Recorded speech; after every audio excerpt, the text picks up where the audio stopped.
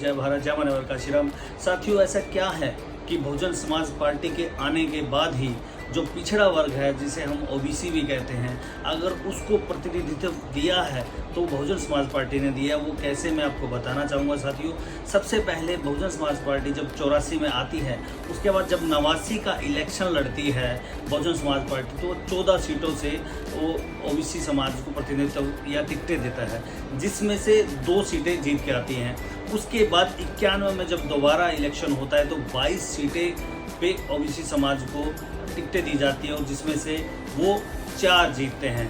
उसके बाद जो 93 का इलेक्शन होता है उसमें 32 सीटें दी जाती है और उसमें से 11 जो विधायक हैं वो चुन के आते हैं ओबीसी समाज के।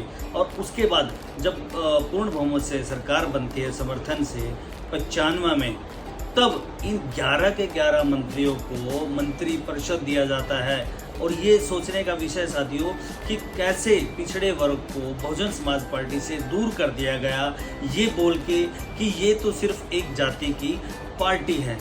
कहीं ना कहीं आप सबको ये सोचना होगा कि जो बहुजन समाज पार्टी सर्वजन हिताय सर्वजन सुखाय की बात करती है, और वाकई में जब आप इनके कार्य देखोगे बहुजन समाज पार्टी के, विभिन्न प्रकार के जो हॉस्पिटल हैं, विभिन्न प्रकार के जो कॉलेज हैं, इंस्टीट्यूट हैं, पॉलिटेक्निक हैं, या कहिए विभिन्न जो अस्पताल हैं, वो महापुरुषों के नाम से हैं, वो किसी एक जात के नहीं हैं। वो बैकवर्ड या शेड्यूल या कहीं जनरल सभी कास्ट को प्रतिनिधित्व दिया है, हिस्सा दिया है, सभी का सम्मान किया है।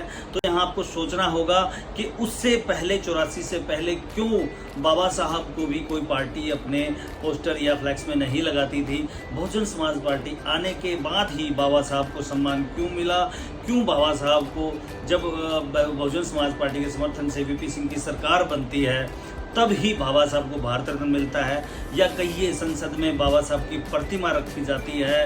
ये सभी चीज़ें आपको समझनी होगी। बिना बहुजन समाज पार्टी के आप पूर्ण रूप से संविधान लागू नहीं करवा पाओगे। जैसे मैंने 90 की बात कही, मंडल कमीशन जो लागू करवाया था माननीय काशीराम साहब ने करवाया था, और ये बातें आपको समझनी होगी, सोचनी होगी कि क्यों ना इन ढकोसलों में जो ये नकली प्रोपेगेंडे आपके सामने लाते हैं कि संविधान बचाएंगे, जबकि बहुजन समाज पार्टी इकलौती ऐसी पार्टी है जिसने संविधान को लागू किया है। बात तो सही है, और लागू होने में ही ऑटोमेटिक संविधान बचाया जा सकता है। तो साथियों, सिर्फ हमें जो फोकस करना है वो संविधान लागू करने वाली पार्टी में करना है, और वो है बहुजन समाज पार्टी। क्योंकि यही जो बात थी माननीय काशीराम साहब कहते थे कि हम संविधान लागू करेंगे, और यही बहन कुमारी मायावती कहती हैं कि हम संविधान लागू करेंगे। तो आपको भ्रांतियों में नहीं आना है, ज़्यादा से ज़्यादा बहुजन समाज पार्टी के मेंबर बनिए और सपोर्ट कीजिए, और आगे से आगे पहुंचाइए कि बहुजन समाज पार्टी किसी एक जात की नहीं है, वह सर्वजन हिताय सर्वजन सुखाय की नीति पर कार्य करती है, जिससे कि भारत देश को एक विकसित देश बनाया जा सकता है। जय भीम, जय भारत।